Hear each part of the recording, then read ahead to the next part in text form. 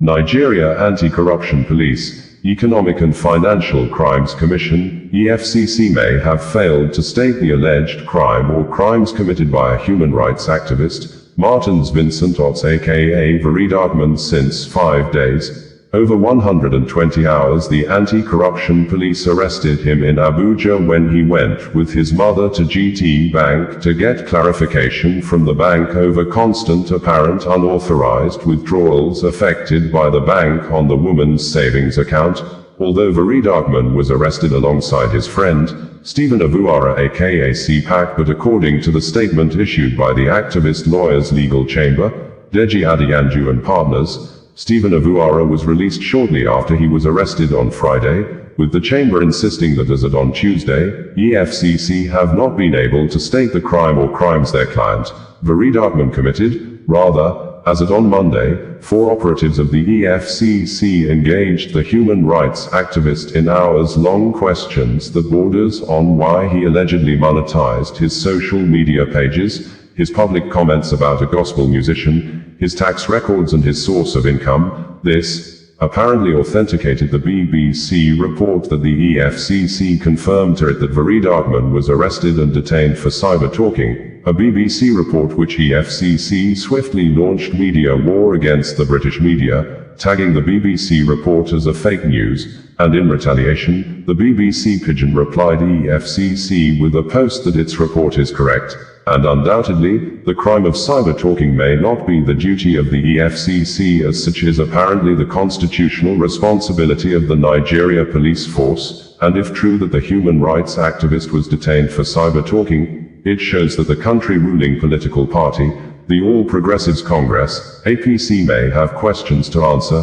The APC had earlier issued threat message to the human rights activist after the activist called the Nigeria Senate President, Godswill Akpabio, out over the Senate President traveling to Rome in Italy to attend Pope Francis' burial, while almost daily killings and unabated high level of insecurity are observed in several states in the West Africa country, and furthermore, EFCC in a statement on Tuesday, only issued an apparent vague statement that he received series of petitions against the activist as a way to try to justify why the human rights activist was arrested and detained, but the Anti-Corruption Commission probably could not make any reasonable allegation against the human rights defender, even when the Commission confirmed in the statement that it has been investigating the allegations filed against VeryDarkMan before the activist was arrested in a commando-like style at the exit gate of GT Bank. According to Deji Adeyanju and partners' legal chamber, following our earlier statement on the arrest of our clients, Mr. Martins Vincent Otts, aka VeryDarkMan, and Mr. Stephen Avuara, aka CPAC, by officers of the Economic and Financial Crimes Commission, EFCC, and considering the heightened interest that their arrest has generated amongst members of the public, we are constrained to issue this further statement.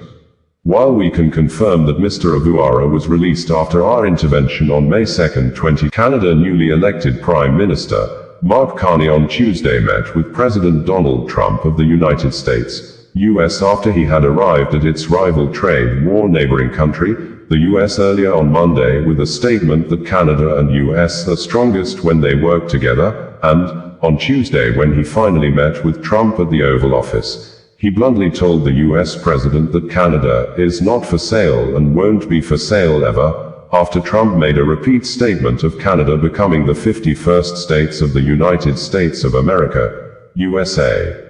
Mark Carney, shortly after arriving in the US on Monday, said, "I've arrived in Washington, D.C., ahead of meetings with President Trump tomorrow. Canada and the United States are strongest when we work together, and that work starts now," Carney stated via social media post. During the meeting on Tuesday, Trump said, "As a real estate developer, when you get rid of that artificial line, when you look at that beautiful formation together, I said, that's the way it was meant to be." Carney responded and said, "As you know from real estate, there are some places that are never for sale.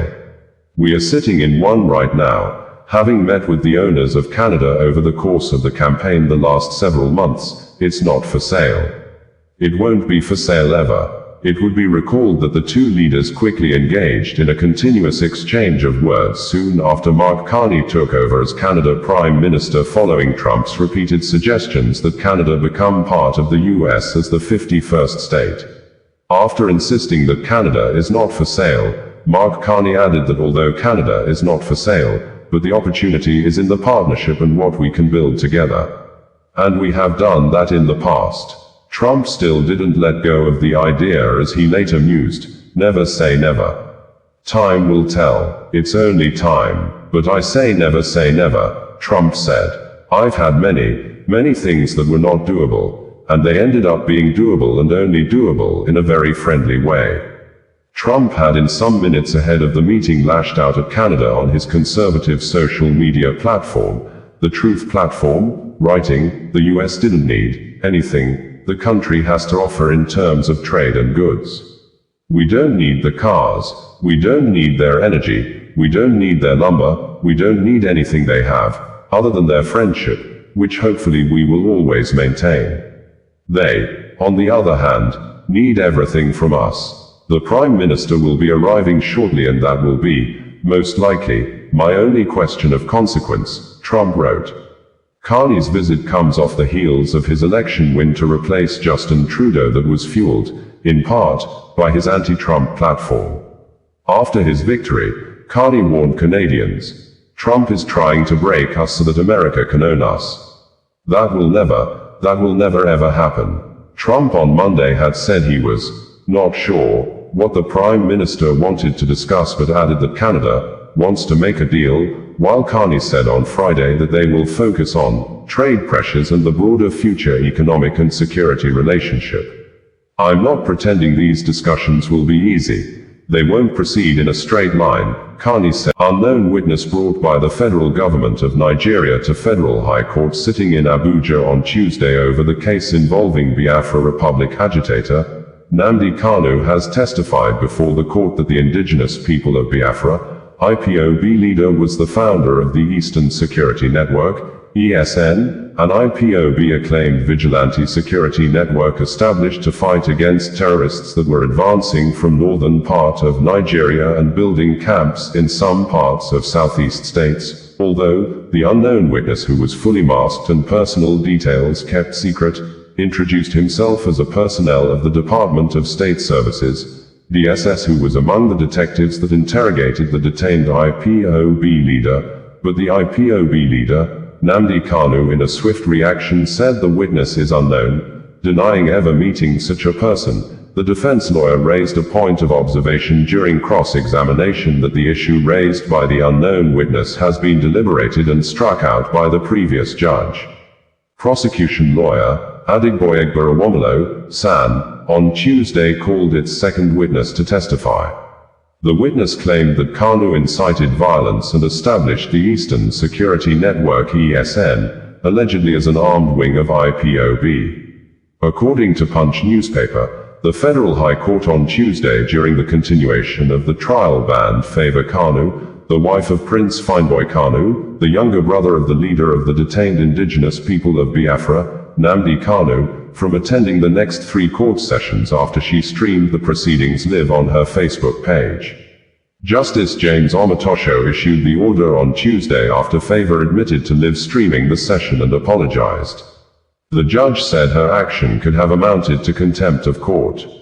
Even though her husband's lawyer, Chief Kanu Agabi, also begged the court for forgiveness, Justice Omotosho maintained that she must be barred for 3 sittings. The judge expressed disbelief that she still went ahead to post the video online despite her phone being seized during a previous court date for a similar offense. "I want to hear from her. Were you not the one who took your phone?" the judge asked. "I did not give the order to forfeit that phone. I don't know if she might be a wife to my brother, Nnamdi Kanu," he added. Prince Fineboy Kanu replied, "She is my wife." Justice Omotosho warned that no one should take actions that could delay the trial, assuring that justice would be done. During the proceeding, the federal government's second prosecution witness told the federal high court in Abuja that Kanu is also the founder of the Eastern Security Network. The witness code-named BBB stated under examination by the federal government's lead counsel, Adigboyegba Awomolo, in the open court presided over by Justice James Omotosho.